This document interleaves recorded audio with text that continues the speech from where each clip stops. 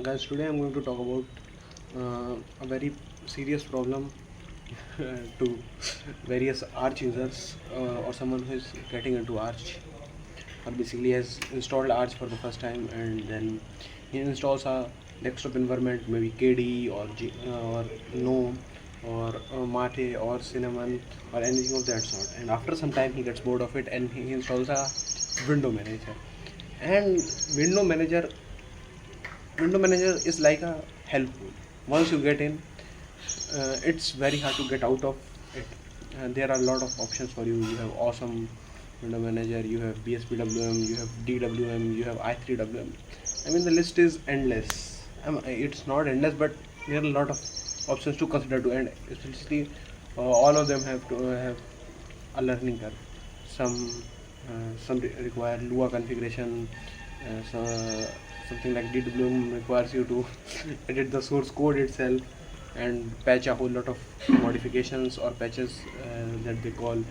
Or you have something like i3wm in which you just edit the configuration file. I mean, what I want to say is that there is a lot of learning curve when you switch to a new window manager, and in a way it is very harmful for an end user.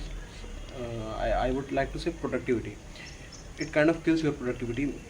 uh, I mean, if you have the time to kill for searching for the perfect window manager or making your perfect system, I mean, it is worth it to go for the perfect window manager, customizing something like DWM or maybe awesome or even open box to your own liking.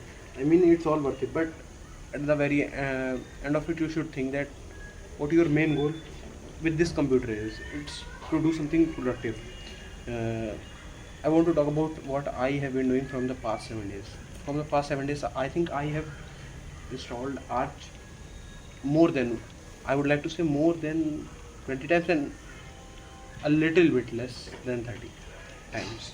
Yes, and all the time it was due to experimenting with these window managers, and sometimes me getting frustrated with systemd, and then installing Artix, and then sometimes I would think about should I get an encrypted install, and here and there I would just mess up with something here, something there.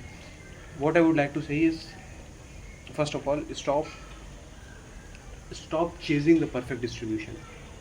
Just install Arch, just install minimal Arch, and do not, I mean, if you have never installed Arch, uh, if you have never installed Arch, follow something like something like the comfy guide by Densi video.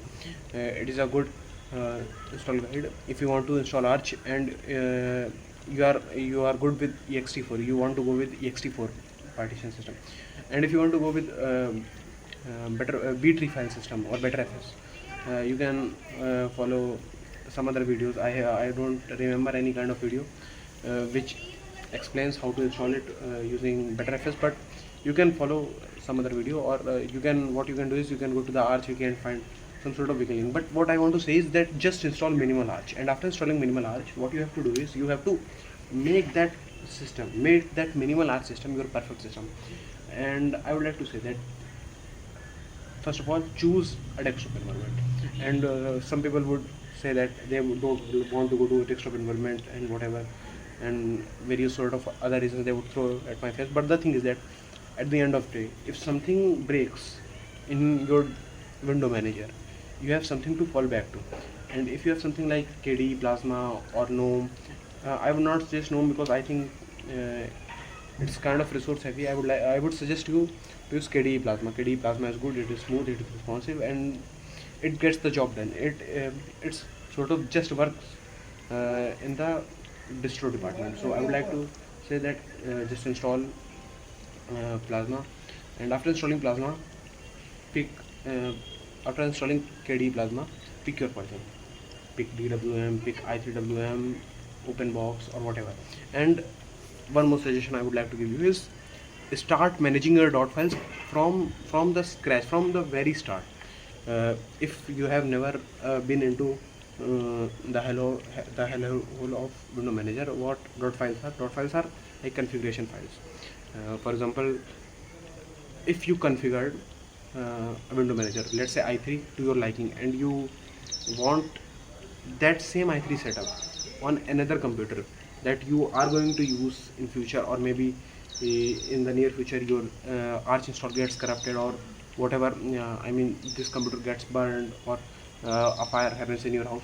I'm not saying a fire should happen in your house, but let's just assume in a fire your system gets burned, and now you want to recover that i3 setup, your perfect i3 setup. So you have, what option you have is, you have dot files. What dot files do is, they are specific files, mostly in your .config directory, and what you can do is you can use these files to restore your previous i3 setup.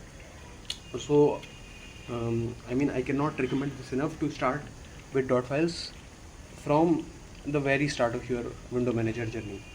And I would like to say is, uh, if you are really into window manager, make another user. I mean, suppose we have a user A who is using KDE Plasma, and you want to experiment with, let's say, OpenBox. You can make another user on your Arch machine or any other Linux distro machine, and give it a random name and just experiment. Keep experimenting till you not find your perfect perfect, I would like to say, window manager system. And after you find your perfect window manager system, you can just transpose it back to your main user.